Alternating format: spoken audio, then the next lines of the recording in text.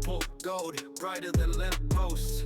Knicks cave. What's up, y'all? Welcome back to the Knicks Cave. I'm Jan, the Knicks fan, your host, and let's get right into it. But before we do, don't forget to hit that like button. Don't forget to subscribe, leave a comment. You want to know when the next video going to drop, hit that notification bell. All right, y'all, I apologize. You know, I've been start doing lives. I haven't done one in a couple of days, but I will be doing a live Thursday night.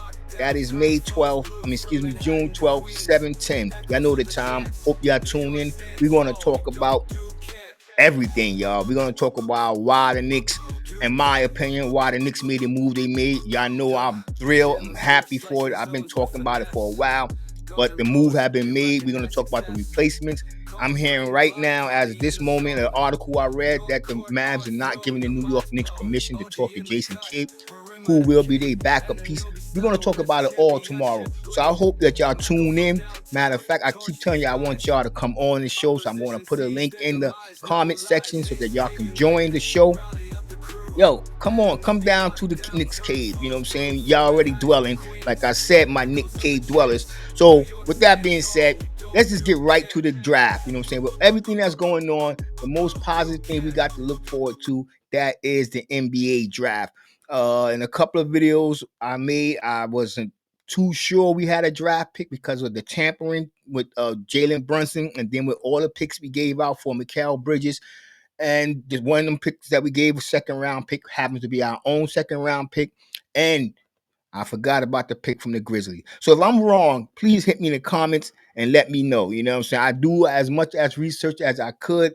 I'm a working man, so I come home and I still have to spend time doing other things. So I might overlook some things. If I'm wrong, I don't mind. Hit me in the comments and let me know I'm wrong. All right. With that being said, the first player we're gonna look at in this year's for the New York Knicks draft. You know what I'm saying? Before we go any further about the draft, we look at the top three players here. I'm gonna be real with you. I think Harper might. I think Dallas might surprise everybody and go with Harper. I know the consensual pick is Flag, and he's most likely going to be the first pick. Let's be real. But I think if Dallas wanted to shake it up some, they can go in there and snatch Harper. I know y'all already talking about. I know you're going to say that the Dallas Mavericks already have Kyrie Irving, but Kyrie Irving stay hurt. You know what I'm saying? If you want a point guard that could do, I mean, Flag is a good player, but you know what I'm saying, no doubt. But you know what I'm saying, I'm gonna be real. Like them guys that they always talk about, especially going number one. A lot of times the number one pick doesn't fan out. I'm not saying that Flag is not gonna be a special player in the league, but I don't think so. I'm gonna be real. I think he's going to be good. I think when he come up against talent, because in college there's levels to this thing. Whether it be baseball, football, basketball in college, you always better than there's always a guy that's better than the rest of the players. And that's why, excuse me, that's why they get drafted where they get drafted. You get the best of the best who you can pick. And competition is going to get a little better. But I'm pretty sure Flag is going to have a pretty good career. But I would go with Harper. I'm just going to be real with y'all. I would go with Harper with the number one pick overall. That's just me. I like the Flash. I know. You know what I'm saying? And people are saying with Flag and Davis, and you got the Golden State Sendorf and Clay Thomas. I think this year, next season is going to be the down for. You're going to start seeing Clay Thompson really fall off. So maybe they might need Flag in that position. I don't know, but I really think Harper should go overall. That's just my opinion. All right. With that being said, I'm gonna hit y'all with the first player for the New York Knicks, and that is Mohamed Fay. And the reason I bring Mohamed Fay up, honestly, is because the Knicks already brought him in for a workout, as I'm hearing. So I bring him up just because of that reason. They brought him in. He's the first player. I mean, the four players I'm about to show y'all, they are very athletic. I honestly think one or two of them might go in the first round. But they have them going in the second round. We look at some things, and we're going to talk about some things. I'm going to give you his overall overview, analysis, projection. this is a prospect I think the Knicks would think about because, like, I got two bigs in here, and then I got a shooting guard and I got a small forward. I think the Knicks are set on point guard because, like I said, tomorrow video we're gonna talk about a lot of things, and our rookies gonna be a topic. And with Tom Thibodeau gone, our rookies just might see some playing time, and I'm talking about the rookies from last year. But as I said, we do have a pick. And I think the Knicks should be able to use one of these picks, either on a big or a small forward or a shooting guard. We said at point guard. So let's get into Mohamed Fay real quick. A 20-year-old center from Senegal has spent the past 2 years as a pro with I can't pronounce some of these off out of country name teams. The Grisson, Bon Reggio, Emilio in Italy. In 2023-2024, he was named the Italian League A best player under 22. At the age of 19, he averaged 8.3 points, 4.9 rebounds, and 1.2 blocks on 65% shooting from the field across 37 games, and he averaged 18 minutes. This past season, he upped his game a little bit. He played in 46 games. He upped the numbers on his scoring. He went from 8.3 to 9.1. So it's from 4.9 rebounds to 6.8 rebounds, and from 1.2 blocks to 1.5 blocks on 65% shooting, and his minutes even went up to 21. He's a very interesting player, as you see him right here. He's very athletic for a big man. He's a running big man, rim running big man, excuse me, who exceeds at finishing lobs, grabbing rebounds on both ends of the court, makes strong cuts and roll, and defending the paint. I mean, this kid can do a lot of things. He has good hands, a solid handle for his size at 6'10", like I said. I got a soft touch around the rim. On defense, he uses his long arms with great timing and instinct to block shots. And he go after shots. I'm gonna be real. He go after shots. And I know the thing is, like, whoever we bring in gonna probably be a little bit more offensive minded than Tibbs. But whoever coach we bring in, they're going to stress defense because I think Leon Rose, that's got to be a part of the coaching attributes that our next coach is going to bring to his team. We want an offense and we want adjustability, but we got to stay with that defense. All right. And the reason I'm looking at these two bigs because we're going to lose pressure to the Knicks don't want them back. Like I said, we're going to talk about a lot of things tomorrow. Today, we're going to concentrate on the draft projection with all his physical tools at his disposal. Fay has the ability to fill an energizing role who can also help on anchor the defense. Any team in the NBA could use his size, his athleticism at center. He shot better than 65% percent from the field over the last 2 years, but he'll need to continue to improve on his free throw shooting with a lot of bigs. His percentage free throw is 56.1. With more development, and I think whoever coach we bring in is going to develop our young guys. That's the biggest knock that was on Tibbs. He did not develop our young guys. Fade game shows a lot of similarity to Jarrett Allen. You know what I'm saying? This is what I'm reading right here. Jarrett Allen, Derek Lively, and Chris Boucher in Toronto at the next level. And I mean, the Knicks did bring him in already, and who knows? I know a lot of people thinking that this just might be Hooker Porty's year, but to be honest with you, I think this kid is a little bit better than Hooker Porty. And with Hooker Porty being under Tom Thibodeau, you could say Hooker Porty missed a year playing basketball. Let's be real. He missed a year playing basketball. So this kid gonna come in. He's gonna be fresh. He's gonna come out. He's gonna do his thing. And I think the Knicks might take a chance on him. He's projected to go somewhere in the second round. Like I said, some of these guys might go in the first round. Honestly, I think some of these guys might go in the first round because you have teams this year have multiple draft picks. When I say multiple, I mean more than like 3, 4 in the first round. So I think one of them teams might take a risk on this, might take a chance on this guy. That's just my opinion. Let me know. Hit me in the comments. Like I said, I brung him up first because the New York Knicks brung him in already. You know what I'm saying? For a workout. You know, so I'm hearing. All right. The next guy, a very interesting piece. A very, very interesting piece. I'm not going to lie to you. This guy, he wet my, I ain't going to say whistle, but tingle my toes. Or you know what I mean? I mean, like, he gets me excited. he gets me excited. But I'm be honest with you, the guy that get me the most excited and out of these 4 players, I'm gonna be doing other draft videos. The draft is in 2 weeks. I'm going to drop at least 2 or 3 more videos on the draft, naming some players. And then after I drop the videos, I'm going to give you my prediction. You know what I'm saying? On my third draft, my third mock draft video, I'm going to give you my prediction who the New York Knicks is going to draft in this year's draft, as I always do. And so far, I have been right. But I'm going to give you my prediction. So like I said, this kid, Bryce Williams, and I apologize for the videos. I try to get, non-copyright videos, and I'm hoping that these are not copywritten. And so I'm just apologize for the view that I gave you on these first 2 videos, because my last 2 is good. But I'm trying not to get copyright, bro. I'm trying not to get copyright, and I'm trying to bring y'all, give y'all some flavor of what these kids can do. All right, let's get to Bryce. All right, Bryce is a very, very interesting player because Bryce father, he played in the NBA. I don't really remember Henry Williams too much, but Henry Williams is his pops. Let me know in the comments. Y'all remember Henry Williams? I don't really remember what team he played for, but Bryce Williams' dad did play for the NBA. Bryce was born and raised in North Carolina. Before starting his collegiate career with the Charlotte 49ers, he's missed the entire 21-22 season due to a knee injury, but returned to action the following year before transfer to Nebraska, where he just exploded.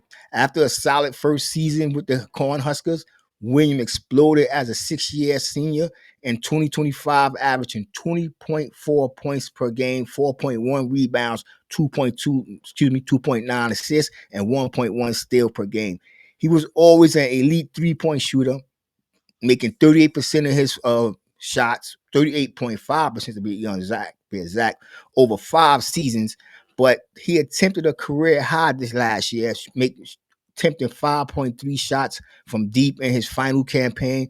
Bryce finished with a single game high season with 43 points in a double overtime loss to Ohio State, and a single season high in points, surpassing James Palmer with 713 points to James Palmer's 708 points, the school record at Nebraska. So this kid can score. He can score, and you got to realize he only played for Nebraska for 1 season. You know what I'm saying? He made that transfer in 1 season, and he broke their scoring record. All right, what's what the analysis have to say about this kid? At 6'7", he's a shooting guard who's crafty and in the paint. That's what we want. We want to see guys that can create their own shots in the paint.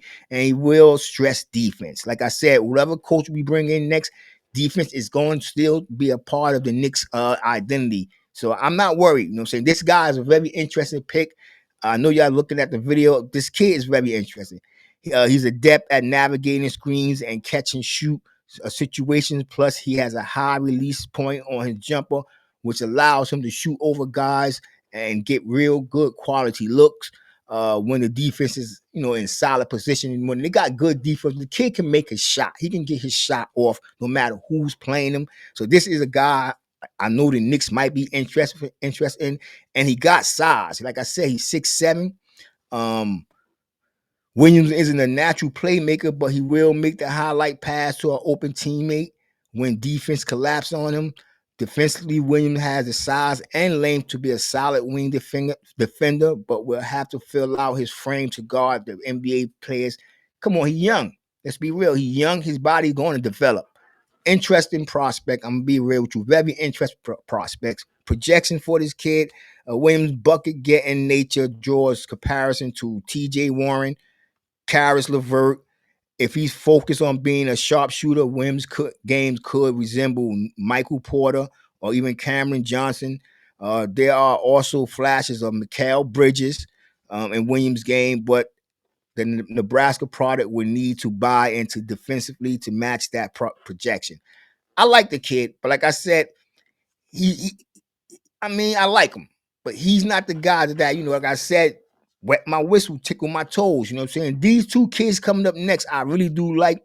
And like I said, I think the Knicks is going to be looking for a big man. So I think this guy can fit in. He's athletic, and you have to work on his shot a little bit. But I like Amari Williams. 7 feet, 262 pounds. Kentucky. What I like about him, I'm gonna be honest, what really intrigues me about this kid that he's another kid from England, and it's something about these guys that come overseas and especially from England. They're serious and they hone their craft. But I like this kid. I'm gonna be real with you. I think he would be a perfect fit if we can't. Like I said, we need another big man. I don't know how much confidence that the Knicks have in Hooker Porty. I know a lot of us like Hooker Porty. Let's be real. A lot of us do like Hooker Porty, but we didn't get to see him play. You know what I'm saying? And this kid been playing, and I think the Knicks might take a chance. This kid tickled my fancies a little bit. You know what I'm saying? But he ain't the one that got my whistle wet. I'm gonna be real with you. He ain't the one.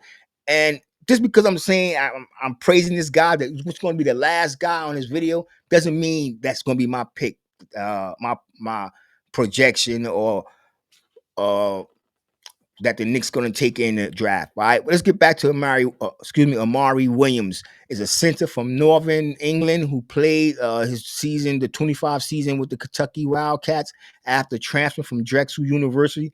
During his graduate season at Kentucky, Williams averaged 10.9 points, 8.5 rebounds, 3.2 assists per game while shooting 56.1% from the field. He started all 36 games, leading the team in rebounding and field goal percentage, and tied for the team lead in assists with 115, the most ever by a 7-footer at Kentucky. You hear that, Davis? Williams achieved a rare statistical milestone by becoming the only second player in the SCE history to record at least 375 points, 300 rebounds, 100 assists, 40 blocks, and 20 steals in a single season. You got to realize a single season. He also posted 10 double doubles, including 8 in the sec play, and notched a season high 22 points against Arkansas and 15 rebounds against Tennessee. Prior to his time in Kentucky, Williams was a standout at Drexel, where he was a 3-time Colonial Athlete Association CAAA Defensive Player of the Year and 2-time first team All CCA CAA selection. The kid can play, and he reminds me of Ananobi because he do a lot of everything. He can fill up the box score in every category statistically. I like him. I'm gonna be real with you. I like him, and if we're gonna let Hooker Porty go, or we bring and looking for another big man, this kid would be the big man that I would like to see on the court. If y'all looking at the video, y'all see how explosive he can be. Let me make sure I got the video up for y'all. Yep, y'all see him. Y'all see what the kid can do. I like what this kid can do. Analysis. Williams is a physical, imposing big man with a 7'5" wingspan, known for his defensive prowess and basketball IQ. This is what I look for in centers. I like centers that have a high basketball IQ. He excels at rim protection and rebounding, using his length to alter shots and secure boards. His defensive versatility enables him to guard multiple positions effectively. Now let's just talk about his offense. Offensively, Williams is a capable playmaker. And I think of Isaiah Hartenstein when I think about bigs that can make them plays. I mean, Carl Anthony Towns makes some nice passes. I'm not going to lie you. But like I said, bringing in a guy like this coming off the bench, and we will see him play because Tibbs is gone. Ding dong, Tibbs is gone. Playmaker from the high post, demonstrating strong passing instincts and vision. He serves as an effective facilitator, often initiating offense and finding open teammates. While not a primary scoring option, he is efficient around the rim, and he can finish plays as a lob threat. Williams' leadership and unselfish play have been lauded by coaches and teammates. Now, to have a young guy come in, you know he's going to come in. He's not going to be thinking I'm the man, especially coming in from the second round. He's going to listen to the vets. Excuse me. He's going to listen to the vets, in my opinion. He's going to listen to the vets. A projection as a reliable rotational big man in the NBA level, capable of contributing as a defensive anchor and facilitator.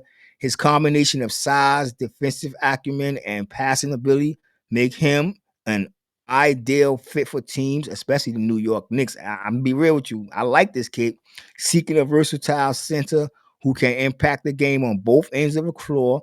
We tired of just seeing Mitchell Robinson. I mean, Mitchell Robinson was great. I mean, I don't know if we're gonna. If you think about, like I said, we're gonna talk about a lot of things tomorrow, and One's going to be trading and what value. I think Mitchell Robinson will be the first man to go. I'm going to be real with you. But another thing I want to say before I finish this video or get to my tickle my toes, or wet my whistle player, is that we're hearing a lot of things. But one thing that I don't want y'all to forget as Knicks fans, that the Knicks really don't talk to the media. And that was one of the biggest knocks. And a lot of, commentators and reporters would also complain about how the Knicks don't talk to the media. So when I hear a lot of people saying this, saying that, I kind of take it with a grain of salt until I really hear it come out with a statement from Leon Rose or Worldwide or whomever. I'm not saying that whoever the Knicks are talking to, that the other side is not talking or letting slips or cracks or whatever it may be. But from the past and what I experienced, that New York Knicks, Leon Rose and them, they barely talk and let the media know what they're doing. We seen with the Karl Anthony Towns trade. We seen it with trading RJ back. A lot of things that happened with the Knicks and Leon Rose came. It just seemed like it happens because they don't talk to the media. All right, let's be real. All right. So now let's talk about his projection. As I said, reliable big man. Where was our possible ability? Let's just start from capable of contributing and defensive anchor, facilitator, combination of his size, acumen. Okay, the game on both ends. A realistic NBA comparison for Williams is Jacob Poeltl of the Toronto Raptors, a tough and skilled center who contributes with defense, passing, efficient scoring around the basket. Currently, Williams is projected as a second-round pick, and this is why I said this guy could likely go in the first round. Let's be real. Y'all know y'all watching the tape. He could go in the first round. And with teams like the Nets that have multiple first-round picks, who knows? You know what I'm saying? Who knows what they want to do? He's an interesting big man that I think will play very well with the Nets. But I like him for the Knicks. Very interesting. Very interesting. Now, this next prospect, this kid, Sion James. All right, this is my little corny joke. I think I'm funny. I was thinking about Sion Williams, LeBron James. We finally got them two players mixed in one with this kid. He's not a power forward, but he's quick. He's strong. This kid can play. That's all I can say. This kid can play. I'm just gonna be real with you. I like this kid's style and a position coming up the bench, his size. I like. So I think the Knicks should really, you know what I'm saying, take a hard, good look at this kid. He grew up in Sugar Hill, Georgia, attended Lanier High School. He started his collegiate career at Tulane, where he started 17 or 23 games as a freshman. He became a full-time starter as a sophomore, and his role increased into his fourth year. When he averaged 14 points, 5 rebounds, 2.7 assists, and 1.6 steals in 36 minutes. Following that campaign, James attended the CP3 Elite Guard Camp and transferred to Duke for his 5th year. And this is where I don't know. This is where I've started watching some games. I'm not a big college basketball watcher, because there's just too many damn teams. I'm going to be real. I wait till we get down to March Madness, then I start watching teams and I start analyzing guys and I start thinking about the draft. But when I started watching him in Duke, I was very intrigued. And I know everything is with Cooper, Flag, and everything, but this kid, this was like the RJ Barrett to the Zion Williams. I mean, he's better than RJ Barrett to me. I'm gonna be real. All right, I'm gonna be real. So let me just continue. He became a full-time starter. He averaged 14 points, 5.3, 4 rebounds, 2.7 assists. Following that campaign, James attended the CP3 Elite Guard Camp and transferred to Duke. Team where he averaged 8.6 points, 4.2 rebounds, and 2.9 assists on 0.8 steals and 0.3 blocks in 25 minutes. Improved shooting over his final 2 seasons offers scouts much to think about as the rest of his game is developed. He's an elite multiple positional defender who can dribble and find his teammates for open looks. James doesn't project as a primary playmaker, but he has a high IQ offensive player who makes things happen when he has the ball in his hand. Physically, he has NBA size. He won't get bullied. He's coming in already with that man strength. Projection, if James' jumper proves reliable at the NBA level, he could carve out a role right away, depending on what he's asked to do. Comparison to players like DeAndre Milton, Bruce Bowen, Aaron Naismith. You know, he have a multi positional optional on both ends of the court will ultimately help him find a team. I mean, find minutes on the team. That Naismith, that Aaron Naismith and Bruce Brown. I'm gonna be honest, I like Naismith, and these are the type of players the Knicks need on the team. I'm just gonna be real with you. These are the type of players that the Knicks need. You know what I'm saying? Young, exciting players that can get the job done. And with Tibbs gone, we definitely are going to get to see our young players in action. So I'm excited for this year's draft. I know we only got a pick in the second round, but Jalen Brunson was from the second round. There's a lot of guys you look around the league that are stars, that are contributor players in this league came from the second round. So I'm excited for this year's draft. I know a lot of y'all is mad that we gave up so many picks for Mikal Bridges. I don't know how many picks that we would have had in this year's draft had we not made that move. But right now, where we at, and you think about the Knicks, where they over the apron, they over the Knicks are gonna be paying in them taxes. You know what I'm saying? Unless they make some moves. We're gonna talk about that tomorrow. So please join me. The show probably be longer than I usually do a half-hour show. Tomorrow show probably go over to an hour, maybe an hour and a half, because we're gonna talk about a lot of things tomorrow. So please join me in and please hit the link, come in, give me your opinion. But with that being said, with these four players that I just showed you, who do you think the Knicks might go out and get? I already know that they already had brung in Mohamed Fay, the New York Knicks, for a workout. So who knows? You know what I'm saying? And he's a very interesting prospect as well. As a matter of fact, all four of these guys are very interesting. I only hope that the next group of guys, which is going to be in four, so I'll probably do 3 draft videos, so it's probably 12 guys, and then I give you my prediction who the Knicks going to draft out of them 12 guys. Because the draft is only 2 weeks away. Be here before you know it. All right. With that being said, I want everybody to stay safe, stay healthy. God bless.